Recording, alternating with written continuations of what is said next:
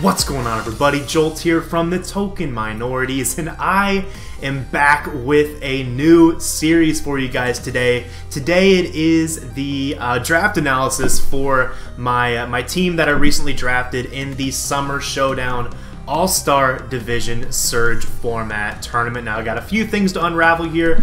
First and foremost, you can kind of see I have a new background behind me. That's my new apartment, so definitely happy to be moved into that now. And I think I've recorded a video too from this location before, but not with face cam, so I guess there's your free view of my apartment in the background. But let's unravel Surge format a little bit before I jump into this draft analysis. So basically what Surge format is it's a cross between draft format and Battle Factory that you might have played in the console version of the game. I believe it was in Pokemon Emerald, and I don't recall if it was in Ruby or Sapphire as well, but I know it was at least in Pokemon Emerald. And Battle Factory is just something that a lot of people I know enjoy. It's here in Pokemon Showdown, but that's not quite exactly the same thing that we're shooting for here with this format. But basically the goal behind this format, the idea behind this format, is to improve your draft over time. As the tournament progresses, the draft will get better and better and better, meaning that at the beginning of the draft, or at the beginning of the tournament, the drafts are actually going to be pretty weak. And that's definitely the case here, as I only have 50 points to work with to draft up to 8 Pokemon here before my round 1 game. But yeah, so we're going to start with the 50-point limit. I can only draft Pokemon that cost 10 points or less. Then as the rounds progress, I'll be able to draft higher and higher valued Pokemon and also have additional points in my budget that I can spend to acquire those Pokemon, thus being able to improve the overall strength of my draft as the tournament progresses. So I hope that makes sense. If you're confused about anything, please feel free to leave a comment below. I'll make sure to answer all of those to make sure everyone's able to understand what's going on throughout the course of this series. Now, one more thing before we jump into the draft analysis, make sure to check out the description below, as there you'll be able to see a link to all of the YouTube channels of all of the All-Stars in this summer's Surge format tournament. All these guys are really great guys. They're all representing their own leagues, and everyone should be uploading for this tournament as well. So there's some names on there that you probably will recognize, several from the GBA and from the GBAD League. I believe Tup repping the NPA, Under the Radar repping the P4G, and of course many other leagues across the community. So make sure to go check out all of those guys. Maybe not just their Surge content. If you want to check out their other content as well, I'm sure they would appreciate that too. Now, with all that out of the way, let's go ahead and jump right on into this draft analysis. Now, like I said, I only have 10 points to work with here, for 50 points rather, to work with to draft up to 8 Pokemon in this format, or for this round. And that means that, you know, I have to be pretty careful about how I'm spending my points, but that also means that I want to make sure I get those 10-point mons while I can, because they're going to go fast. Those are the most valuable Pokemon that I can possibly draft at this stage in the competition. So there were several 10-point Pokemon that I had my eye on, but definitely there was one above all the rest that I really wanted, because I enjoyed using it so much during the GBA season, and that was Gardevoir. So I picked up Gardevoir to try to draft my team around, just because I think Gardevoir is a Pokemon that I can keep on my draft throughout the entirety of the tournament. I already know I'm comfortable using Gardevoir against high-tier Pokemon. I think I proved that pretty well in the GBA, and it's just a really fun Pokemon to build around. It's so versatile, as I believe I've shown now already through the GBA season, so I know it can do a lot of stuff. It's a huge threat even with its more basic Choice Scarf and Choice Spec sets, and you know, I'm just really excited to use it for this tournament. Now, you will probably see a little bit of a theme with my nicknames here coming up. I'm not going to name my Gardevoir Styx like I did in the GBA. Instead, I'm going to be naming it Scarlet Witch, starting a trend of Avengers nicknames, because let's be honest, I'm kind of a huge Avengers nerd, and I wanted to do a nickname theme on the Avengers at some point, and based upon the Pokemon that I drafted, I thought it made a lot of sense to do that here. So we're building this team around Gardevoir, building this draft around Gardevoir. Now, in round 2, I knew I wanted to get a really good Stealth Rocker, just because there aren't too many great rockers remaining actually at round 2. The two best Stealth Rockers, in my opinion, were Lycanroc Dusk and Aerodactyl, and fittingly, both of those Pokemon actually went in the top 3 picks in both of the 2 drafts that we ran. We have 32 people in this tournament, 2 different draft groups of 16, and yeah, Lycanroc, Dusk, and Aerodactyl both went super early in both of those drafts, so it was pretty clear that people were putting a high value on good Stealth Rockers, and I wanted to do the same here, just to make sure that I had a Pokemon I knew could reliably set up Stealth Rocks every single week, every single round in this tournament. And yeah, so what I ended up doing was going for my good pal Swampert. Now, Swampert's a Pokemon I have used in the past. I know Styx has used it recently as well to great success in the CPC. If you haven't seen his content from the CPC, make sure to go check that out. He actually won that championship very recently, so I would highly recommend checking out that series. But yeah, he used Swampert very well. I used Swampert back in NPL Season 6. I believe it might have been Season 7. I think it was Season 6. It was back when I had a Jirachi on my team. No, it was Season 7. It was Season 7. I had a Jirachi on my team, and what I loved doing with Swampert in that type, and on that draft, was actually passing wishes to it repeatedly, because Swampert, it doesn't have reliable recovery. It's only recoveries, leftovers, I guess 50% berries, or like rest if I want to take that route. So it really doesn't have reliable recovery. So coupling the Swampert with something like Gardevoir that is, it's willing to run Wish Protect sets if I want to, but more likely it can run Healing Wish, giving Swampert a potential means of recovery as well. I think that synergy is pretty good here on this team, but obviously the most important role for Swampert on this draft is to be one of my best Stealth Rockers, probably my best Stealth Rocker on this draft. In addition to being just a really good check to a lot of fire types, it's a mon that I'm going to be able to keep around for probably the entirety of the tournament, because I know it's a reliable Pokemon even at the highest level of draft play, able to check big-time threats like Infernape. It can check Tapu Koko, any electric type. Swampert can check it. I may need a Grass Berry or Endo Berry for a lot of those electric types, but even so, it's able to check them pretty well, and definitely able to check most fire types very well as well, in addition to a variety of other threats. So Swampert is really good at its job, and I think it's going to be able to accomplish that job at every single stage along the process of this tournament, even as the draft improves. Now, next up, I decided to pick up something I haven't tried before, and that is Virizion. Now, Virizion is kind of a weird pick, especially because it is 9 points. It's very close to the upper threshold of points that I was able to actually spend on any one Pokemon, 10 of course being the max like I mentioned before, this being worth 9. But what I actually want to do with Virizion is make it my Z-move user. We all get to select one Z-move user from our drafted Pokemon at no additional cost. And without Z-moves, I think Virizion is trash. Okay, I think it's terrible without Z-moves, but with Z-moves, it's actually able to break through a lot of the mons that otherwise would be able to hard counter it. For example, stuff like bulky grasses would be able to deal with this thing pretty well overall. Stuff like an Amoonguss, which is a 10-point mon that I could easily see. I'm not sure how many points Venusaur was, but Venusaur would be another option to be able to counter a typical Virizion that isn't a Z-move user. Stuff like a Gligar, and especially a lot of other higher tier threats later on, or higher tier defensive mons later on, will be able to wall a non-Z Virizion with ease. But with the Z-move, I am able to push through them a lot easier. Z Close Combat, Z Leaf Blade, Z Stone Edge, Z Zen Headbutt, maybe a special Z-move of some kind. I haven't really dug too far into its special Z-move pool yet, but I do think Z-moves really help out Virizion a lot. Unfortunately, the base 90 attack and base 90 special attack does mean I probably need to get a boost of some sort off in order for Virizion to really become the biggest threat that it could possibly become, but I think I have the tools on my team to allow that to happen. I have a lot of Taunt users, I have a Memento user in Gardevoir, maybe another one later on, we'll see when we get there, but I really think Virizion could do more than it could do more than I'm originally expecting it to be able to do, and that's kind of a weird thing to say. I don't have the highest expectations for Virizion, okay? I don't have the highest expectations, but I think that Z Virizion could be very fun to use. It's a mon that I probably would never actually draft in like a higher stakes league, so I figured I'd go ahead and pick it up here in this more lower tier section of this tournament.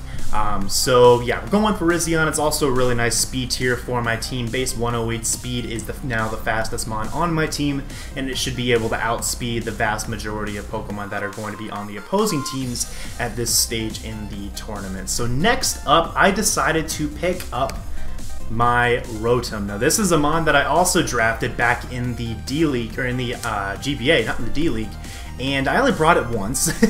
I only brought it once, and I only brought it in my Week 1 game against Necrostevo. Never again came off my bench, and that's mainly because I just didn't really need its defensive typing for anything outside of Hawlucha in that season of the GBA. I felt like I wanted to give it another chance. I don't think I ever really gave it a proper chance during that season, and I think it fit the mold of what my team was trying to do. At this point in the draft, I really wanted to have some momentum options for my team, and I also wanted to have some defog options, as most of the best defoggers had already been taken at this point, and let's be honest, there's actually not that many great defoggers in the lower tiers here. As you can see, I'm already dipping down into the 7-point range for this Pokemon, and you know, pretty much all of the worthwhile defoggers in this range I felt were already taken, or maybe shared a typing with the other Pokemon on my team that I didn't want to duplicate at this stage in the draft. So I opted to go with Rotom. It doesn't have the best overall stats. As you can tell, they're pretty bad stats, but the typing is what makes Rotom actually work. It is able to surprisingly take you know, bigger hits than you would expect it to be able to, and it's also able to pivot around teams pretty well as well. Sure, there's a lot of mons that can switch into a Volt Switch, but a lot of those mons don't like taking the status, and Rotom really doesn't have to necessarily be the momentum gainer for my team if that's not what I ask it to be. I could easily ask it to be more of a Will-O-Wisp Hex set. I could be a Spec set, spamming Shadow Balls. Ghost Spam is really good.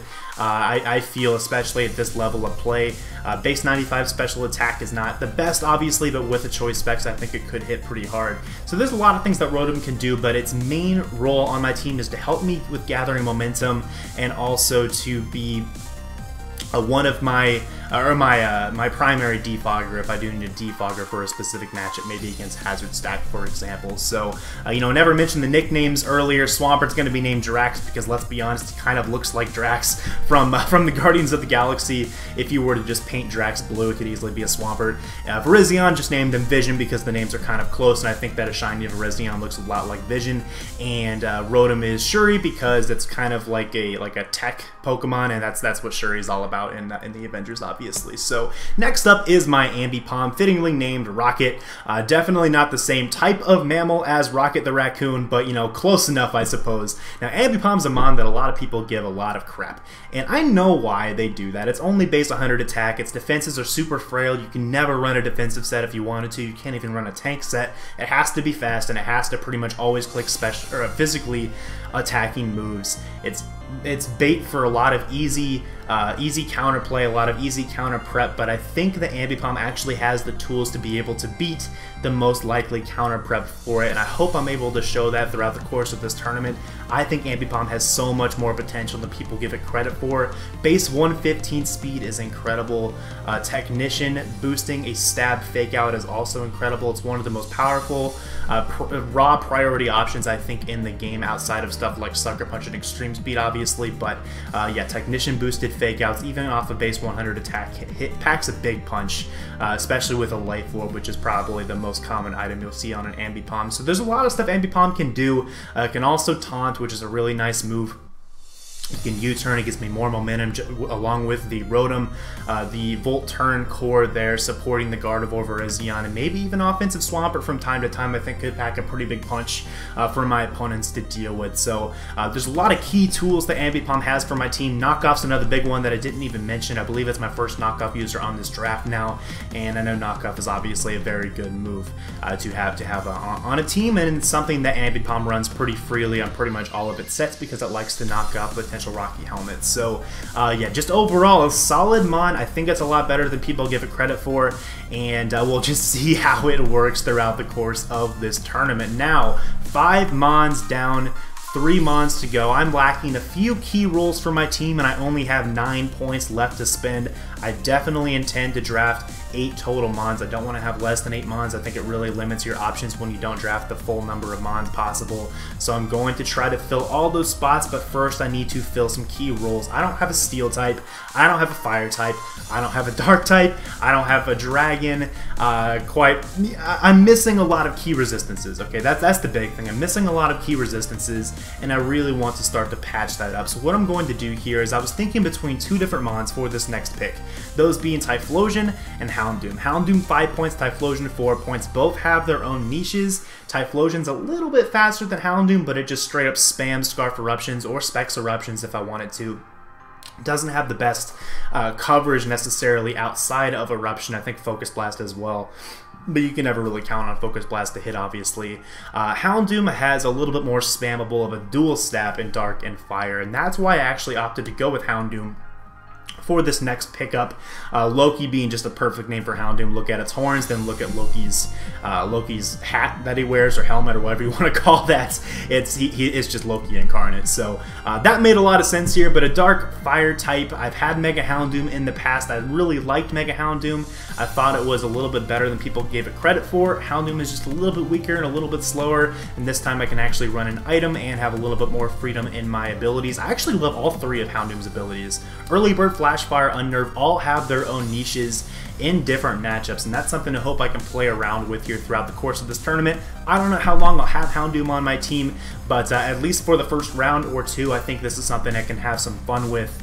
As base 95 speed is nothing to laugh at here at this stage in the tournament. There's not that many mons that actually outspeed base 95, at least not mons that people are actually drafting, making this that much more of a threat throughout the course of this tournament. So there's a lot of options Houndoom can do, mostly going to be especially offensive Pokemon, but it can run kind of bulky, like specially defensive, bulkier sets if it needs to. It's base special defense at 80 and HP at 75. It's not that great, but it's not that bad either. It's something that I can at least maybe tank 1 hit and retaliate with a really powerful hit if I want to. Just some stuff I can think about there for my EV spreads. But yeah, just overall cool mon, a mon that I really wanted to try out after having Mega Houndoom back in the NPL a couple seasons ago. So yeah, that's Houndoom. Now I still have a couple other mons I need to fill, or a couple of the roles that I need to fill before this draft is complete. The most important of which is a Steel type. I have my Dark, I have my Fire, I still need my Steel, and I also wanted to patch a few other smaller weaknesses as well with my last pickup, but we'll get there in just a second. We're going to next pick up my Steel type though, and let's be honest here, with 4 points remaining, there are very few Steel types that are even possible to be drafted, that are even draftable is probably a better way to put it. So a lot of Steel types are down there that are like not fully evolved, and they're just straight up bad. I was thinking about Matang for a little while, but Matang, as Styx kind of mentioned to me as he was talking me out of drafting it, it's kind of setup fodder. The only way it can really avoid being setup fodder is by clicking Explosion, I think, and that's not really something that I want. So I wanted to get a Steel type that wasn't setup fodder and wasn't also going to use all the remaining points I had. I thought about something like Aggron. I could have afforded Aggron with my 4 points remaining, but I didn't want to not draft the last Pokemon that I have here coming up soon. So I opted to actually go with something I never thought I would ever draft in my life. That's Probopass. Okay, now naming Probopass after MODOK, which I'm not sure. I'm sure MODOK is probably in the comics. I haven't actually read the Marvel comics, but where I actually learned about MODOK was from the Avengers Assemble animated series, and they kind of have a pretty significant similarity, in my opinion, between the two of them. So it's, yeah, he's MODOK with a mustache, but so Probopass is an interesting mon. It has Sturdy, Magnet Pull, and Sandforce as its abilities. Never going to use Sandforce, but Magnet Pull and Sturdy both could have its niches. Sturdy makes it a solid Stealth Rocker if I need it to be. It would be even better if I could run Custat Berry, but unfortunately that is not released at this point. But Magnet Pull could definitely be nice to potentially trap those steals that could get in the way of Gardevoir being able to spam Moonblast. So I thought the synergy there was pretty nice overall. Like I already mentioned, it is a Stealth Rocker if I need it to be. It also has access to Volt Switch, and I think it also gets Explosion of its own. So this thing really isn't as much setup fodder. If anything, I can just volt switch on a threat that tries to set up in my face and immediately go into my counter. It'd be a slow volt switch, so I'd be able to get that counter in more safely against those setup threats. Or if I want to just explode on it, then obviously that's going to take a chunk out of that threat as well at the same time. So I think it fit the team pretty well. I'll never again draft Probopass. I'm just going to throw that out there. This is a one-time thing, but you know what? I might as well try it in what's my first ever low-tier draft, really. There's no other draft where I'm going to pick a steel type this far down in the points, but you know we're going to give it a try here. We'll see how it goes, but it's a good looking guy, that's for sure. So let's go ahead and move on over to my final mon that I drafted for this team, and I have 2 mons left, or 2 points left. And I don't have a dragon type. I'd really like to complete a Dragon Steel Fairy core, and there's a lot of affordable 2 or 1 point dragons, actually, a lot of NFE dragons that are available at this stage. I think Altaria is down there as well, but Altaria is just awful. There's a Pokemon that I think is actually better in the more NFE side of things, and that is actually Fracture, which I'm going to name Nick Fury my secret weapon on this draft.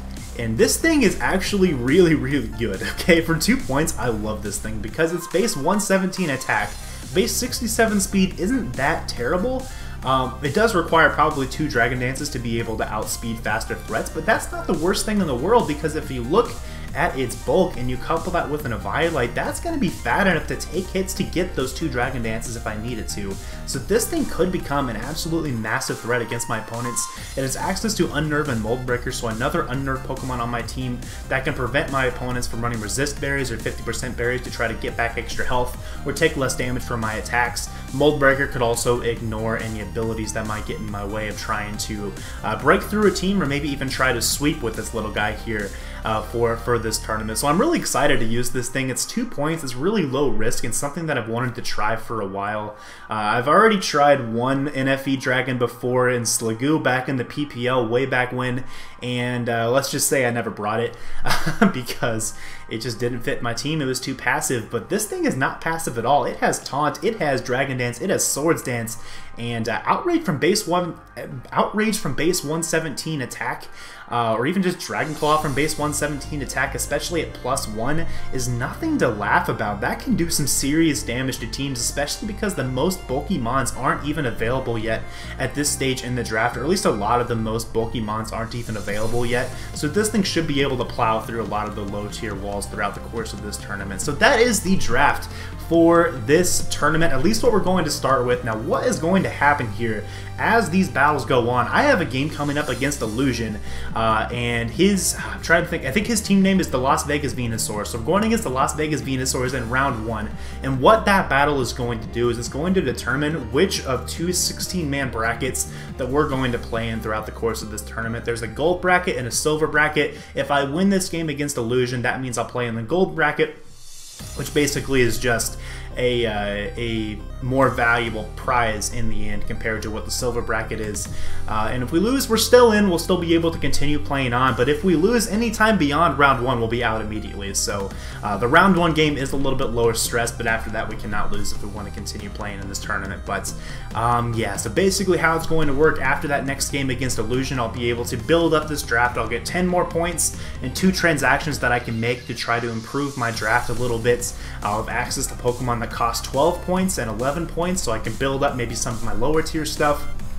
It'll be really cool, I think, just to see how the transactions and drafting process unfolds throughout this tournament. That's really the focus of what Search format is all about. It's about experiencing the fun of drafting, and I think that's something that the format is able to accomplish pretty well, I feel. Obviously, there's going to be some things that need to be tweaked, perhaps throughout the course of the tournament, maybe afterwards, if we want Search format to continue on as a format that people continue to play beyond this tournament. But for now, this is an experimental event for the summer, and excited that the All-Stars were happy to play along with the idea, just see how this format works, see how this goes, see how well we all enjoy it. So yeah, I think I'm about done here. Thanks for watching, guys, and I believe this is going up on Fridays, so I am considering posting a team builder as well. Maybe let me know in the comments below if you want me to post a team builder. I'm kind of considering just combining my team builder with my battle upload itself. I'm not exactly sure what I want to do on that. Just let me know what you guys want, and you know, we'll just see. Let me know what you guys want, and I'll go from there. But yeah, battle upload coming up this coming Sunday against Illusion, so you can be looking forward to that as well. So yeah, I think I'm about done here. Again, make sure to check out the description below for the links to everyone else's channels that are competing in this tournament, and I will see you all next time. Peace.